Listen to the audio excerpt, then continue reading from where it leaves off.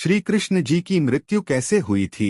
द्वापर युग का सबसे बड़ा रहस्य। जिस भगवान ने महाभारत का युद्ध समाप्त कराया, जिसकी एक मुस्कान से संसार में प्रेम फैल जाता था, क्या आपने कभी सोचा है उनकी मृत्यु कैसे हुई थी? क्या सच में एक शिकारी के तीर से भगवान श्री कृष्ण की मृत्यु हुई थी, या इसके पीछे छुपा है कोई ऐसा श्राप जिसने पूरे यादव वंश को मिटा दिया? आज की इस वीडियो में हम जानेंगे भगवान श्री कृष्ण के अंतिम समय का पूरा रहस्य। भाग 1। महाभारत के बाद शुरू हुआ विनाश। महाभारत युद्ध समाप्त हो चुका था, कौरवों का अंत हो गया था, पांडव हस्तिनापुर के राजा बन चुके थे। लेकिन युद्ध के बाद गांधारी के हृदय में बहुत पीड़ा थी। जब उन्होंने अपने 100 पुत्रों के मृत शरीर देखे तो उनका क्रोध फूट पड़ा। उन्होंने भगवान श्री कृष्ण से कहा, हे कृष्ण, तुम चाहते तो यह युद्ध रोक सकते थे, लेकिन तुमने ऐसा नहीं किया। जिस प्रकार मेरा वंश समाप्त हुआ है, उसी प्रकार तुम्हारा यादव वंश भी नष्ट हो जाएगा। यह कोई साधारण शब्द नहीं थे, यह एक माँ का श्राप था। और कहते हैं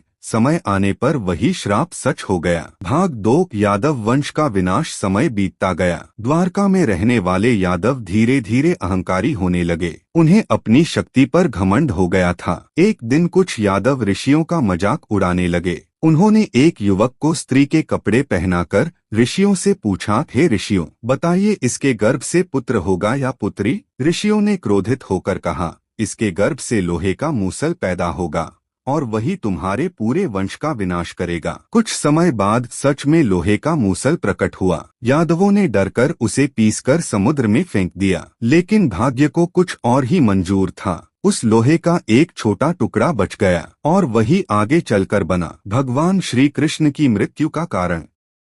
भाग 3। प्रभास क्षेत्र में विनाश। एक दिन सभी यादव प्रभास क्षेत्र गए। वहां मदिरा पीकर उनके बीच भयंकर झगड़ा शुरू हो गया। धीरे धीरे युद्ध इतना भयानक हो गया कि यादव एक दूसरे को मारने लगे। कहा जाता है कि समुद्र किनारे उगी घास भी लोहे जैसी कठोर बन गई थी। यादव उन्हीं घासों को हथियार बनाकर लड़ने लगे। कुछ ही समय में पूरा यादव वंश समाप्त हो गया। भगवान श्री कृष्ण सब कुछ शांत भाव से देखते रहे, क्योंकि उन्हें पता था अब द्वापर युग समाप्त होने वाला है। भाग 4। श्री कृष्ण का अंतिम समय।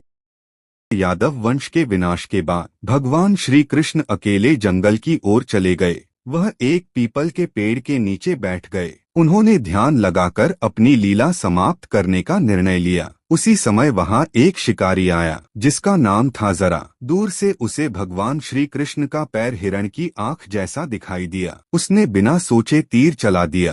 तीर सीधे भगवान श्री कृष्ण के पैर में जाकर लगा। जब शिकारी पास आया तो वह कांप उठा। उसने देखा जिसे उसने घायल किया है वह स्वयं भगवान श्री कृष्ण हैं। वह रोने लगा, प्रभु, मुझे क्षमा कर दीजिए, मुझसे बहुत बड़ा पाप हो गया। तब भगवान श्री कृष्ण मुस्कुराए और बोले, डरो मत जरा, यह सब पहले से निश्चित था। भाग 5। पिछले जन्म का रहस्य। कहते हैं शिकारी जरा कोई साधारण व्यक्ति नहीं था। त्रेता युग में वही शिकारी वानर राज बाली था। जब भगवान रामा ने बाली को छुपकर तीर मारा था, तब वही कर्म इस जन्म में पूरा हुआ। इसलिए श्री कृष्ण ने जरा को दोषी नहीं माना, क्योंकि भगवान जानते थे कर्म का चक्र कभी रुकता नहीं।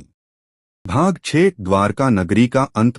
भगवान श्री कृष्ण के पृथ्वी छोड़ते ही समुद्र में भयंकर हलचल शुरू हो गई। धीरे धीरे पूरी द्वारका नगरी समुद्र में डूबने लगी। लोग भय से चिल्लाने लगे। कहते हैं आज भी समुद्र के अंदर प्राचीन द्वारका के अवशेष मौजूद हैं, और यह प्रमाण है कि भगवान श्री कृष्ण की नगरी वास्तव में अस्तित्व में थी। भगवान श्री कृष्ण की मृत्यु असल में मृत्यु नहीं थी, वह एक युग का अंत था और कलयुग की शुरुआत। उन्होंने संसार को यह सिखाया, जो इस धरती पर आया है उसे एक दिन जाना भी होगा। लेकिन भगवान श्री कृष्ण आज भी जीवित हैं, अपने भक्तों के हृदय में। अगर आप भी भगवान श्री कृष्ण से प्रेम करते हैं तो कमेंट में लिखिए राधे राधे। वीडियो पसंद आई हो तो लाइक और शेयर जरूर करें, और ऐसे ही रहस्यमयी धार्मिक वीडियो के लिए चैनल को सब्सक्राइब करना मत भूलिए।